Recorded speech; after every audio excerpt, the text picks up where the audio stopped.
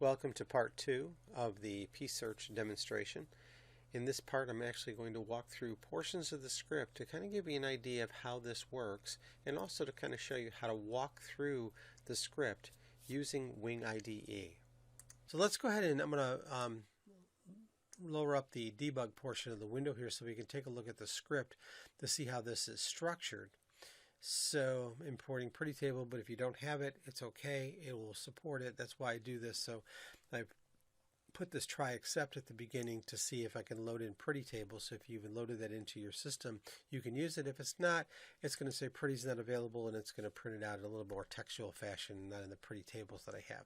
There's some pseudo constants that are giving us min, max word size that are here. It's got some stop words. These are words that we're going to ignore because they typically don't have any probative value. So file search starts out with a class. That's the file search class that can be reused, right? So I have this file search, and during the init, all we're going to do is parse that command line. This is a command line that you kind of saw very similar to this within pFish. So you should start to become familiar with how to use parse command line. There's actually one of the sections of the class we're going to have challenge you to write these. So these are pretty nice because once you learn how to create this syntax, you can really do a nice job of being able to get user input from the command line without a lot of work. So we basically go pull the user input, the keyword file, the target file, the matrix, and we go ahead and open. In this particular case, we actually open the target file as read binary. So we basically create a file pointer to that open file because we're going to use it later within this. I'll come back to read buff and some of the other special things that are in this. But let's get down to this. So what happens in this particular script is if you get down into the main program, that's the class. We're going to instantiate the class just like we did before. We're going to create this thing called the search object, and I'm going to basically instantiate the class file search. So now I can call individual methods within that, and you notice the initialization method simply just collected the command line arguments and opened the file that we want to search. That's all it did. So the first thing we're going to do is call search words because we want to search for the words based on the keywords. And what we're going to do after that is once that's done, we're going to go ahead and print out the keywords that we were searching for. It's going to print out the keywords that were found, and it's going to print out the possible words, and it's going to print out the time. So basically, those are the things that we want to do. So let's go take a look at search words and see how this kind of generally goes through.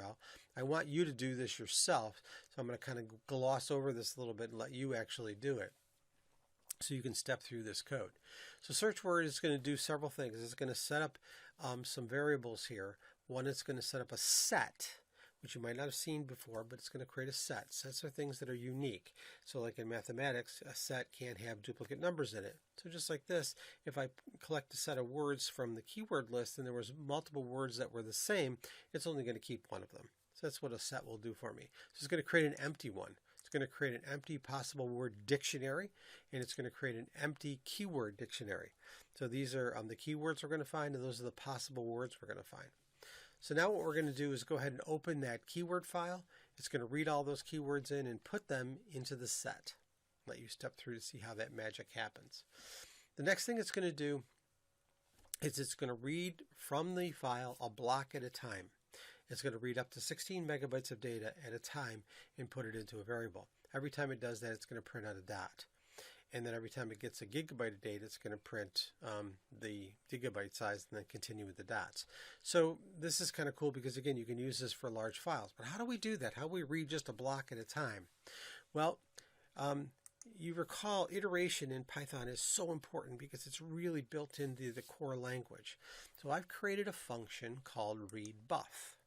And what readBuff is reads a block of data from the file, and using this iter method, I can iterate over that. So every time it does this, it's going to do this until the file's empty. It's going to process readBuff. So if I come up here and take a look at what readBuff does, it's going to go ahead and read data from the file based on the maximum buffer size.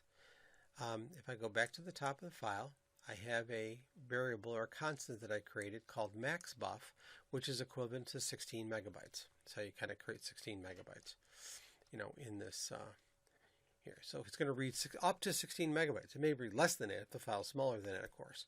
If it's Python 2, it's just going to take the that variable that came back with the contents, it's going to put it in another variable called contents.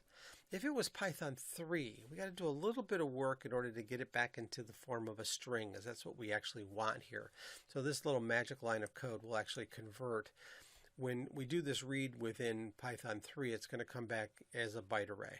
And we don't want to process a byte array because we want to actually do some things that are string-like with it. So I'm going to convert basically that to a string, and that's going to be in the variable contents. I'll let you play around with that. It's really kind of a cool line of code that I created here that took me a long time to figure out how to do this. So something that's kind of magic in this particular piece of code.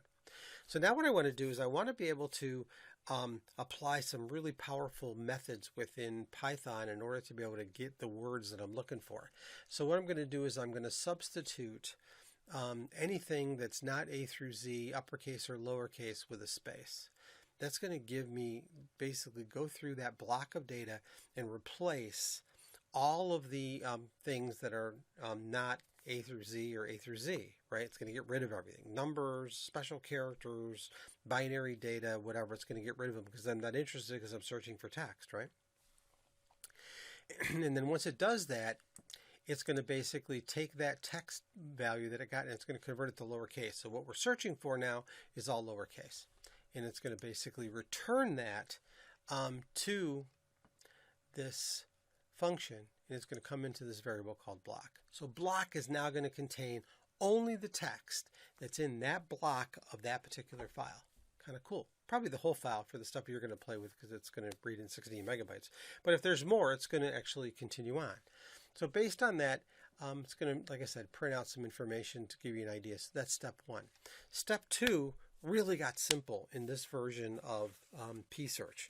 And what we're doing here is, because we've eliminated all those special characters and all that nonsense that's in the file and it got it down to just what I'm looking for as text, we can basically use that block that came back as just a string, and I can use the string function split, which is going to give me a list of all the strings that were separated by spaces, which are all the potential words in the file, right? So now what we're going to do for each one of those words in the list, we're going to loop through those. And let me move this over so you can see this a little bit better. And we're going to basically check to see that the word that we got, we're going to go through every word in the list. So the first word in the list, we're going to check to see if it's greater than or equal to min word. So the length of it, in other words, if it's less than 4 characters, we're going to throw it away. If it's greater than 15, I think, is characters, we're going to throw it away. We're not going to consider it as word. You can go change those. They're at the top of the file.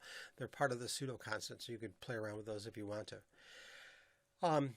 At this point, we're going to basically say if the new word is in the search words. Remember, search words are the words that were in the keyword list that we have. So we want to see if it was there. If it is, okay, we found one, right? We've got one of the search words that we were looking for. We're going to update the dictionary. If it's not there, even if it was, we're going to come down and we're going to use this fancy function is probable. This is that machine learning little thing that I created in order to be able to determine if this was in fact a word. First thing I'm going to do is check to make sure if the word is not,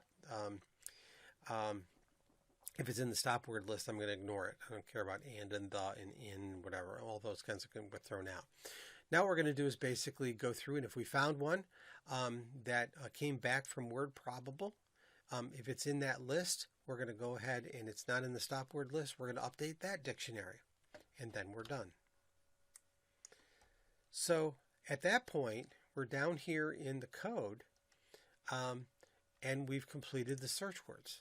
Now we're going to go ahead and just print the keywords and the keyword found and the possible word found.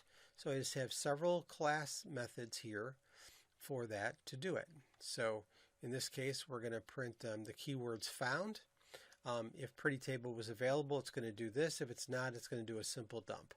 If it's, we're going to print the possible words. We're going to call this function. Again, if pretty table is available, use that. If not, it'll just dump that out. And then finally, for print keywords, it's just going to print those out either in the table or there. Let me fix these. These should go all over to that. I just noticed that as I was doing this, that underline should go all the way there. Just in case you have that version and you don't have pretty table done. So that's how that works. After it finishes, it's going to get the end time. We got the start time at the beginning. We're going to find the end time at the end. We're going to calculate the duration and print out the results. So let's run it one more time. We'll do it with back with dialog.txt.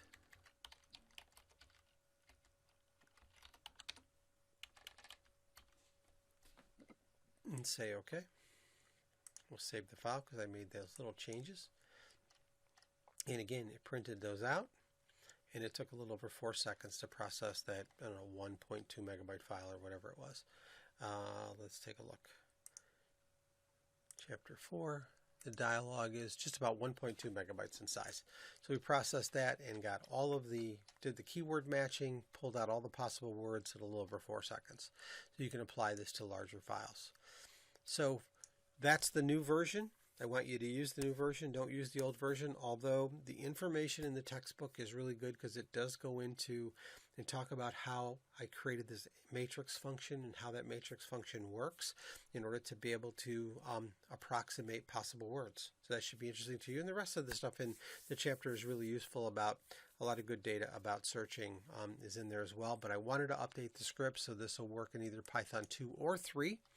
And provide some new capabilities to make this a little bit more streamlined that everybody wants. So hopefully that was useful for you as kind of a demo of the new version. Make sure you're using the new version in this week's, in week 3 for the search function. And hope you enjoy playing around with the script. And I encourage you to do that. I encourage you to come in here to Wing IDE and debug, set breakpoints, see how this works, and step through the code to get a great idea. I mean, just let me show you one thing on how to actually do that. I know I've done this before, but it's probably worth the trouble here. If I wanted to set a breakpoint where I'm going to create that object, that search object, and I go ahead and run the script again, I'm going to stop before I call file search. If I use the F7 key to step in, now it's going to basically call the parse command line. I'm just going to step over that. Now I'm going to call search words. So if I hit F7 again to step in, remember debug step into is F7. Now I'm going to create the set. I'm going to create the empty dictionary. I'm going to come here and do this, load in the keywords. I can step through. I'm just pressing F6. And now I'm going to read a block of data. Put my cursor over a block, and it's a whole bunch of data, so it's a huge value, right? So now I'm going to come here, and I can set a breakpoint here, hit F5, because I want to just go. And now I got words, which is a list. It's going to create that list when I do the split function. It's also going to be a huge value. But now, if I want to step through the list one at a time, I'm going to use the F6 key. And now I can put my cursor over a new word. And the word is the, right? That it found. So that's the first word in the words list. Probably the beginning of the book was the, whatever. So now we're going to check to see if it's greater than or equal to min word and less or equal to max word. We know it's not because it's only 3 letters. So we're going to skip it. Hit F6 again. Let's see what the next word is. The next word is project. Okay, so we found the word project. We're going to check to see if it's in the search word list. We know it's not. It's not one of the lists there because I could put my cursor over it and it's spermaceti, voracious, Nantucket, and moon rocks, and Ahab are the words that are there. Obviously, it's not. So it's going to check to see if new word is in self.searchwords. F6, it's not. So we're not going to add it to the dictionary. We're going to keep moving. But we're going to check to see if it's a probable word. So you might think project is probably a probable word. So we're going to see if it is. If it returns true, which it did, it's going to basically say, yeah, project is a probable English language word. So we're going to check to see if new word is in stop words. It's not. It's not a stop word. It actually could have probative value. So now what we're going to do is we're going to actually see if it exists in the dictionary. So I'm going to check to see if it's in the dictionary. I'm kind of doing this little trick here in order to see it's in the dictionary. I try to read how many times has the word project occurred in the dictionary, right? Well, we know it hasn't occurred any times because it's not in the dictionary yet. And that's okay because when I hit F6, we're going to come into the exception. Because basically, Basically, I try to do a lookup of a value that's not in the dictionary. So it's an error or an exception in this particular case, which is good because now I can add it to the dictionary. So in the exception clause, all I do is say, oh, possible word, new word, which is project, is equal to 1, meaning that I'm going to give it an occurrence count of 1. So now we've actually accomplished that. So this is the kind of thing I want you to be doing, because it's going to allow you to learn how to not only use the integrated development environment to debug or set breakpoints, but it's also going to help you learn the language. How do these things work? How does the indentation work? How does try except work? How do dictionaries work? This is how you're going to actually get familiar with this, and that's why I'm providing you with these scripts.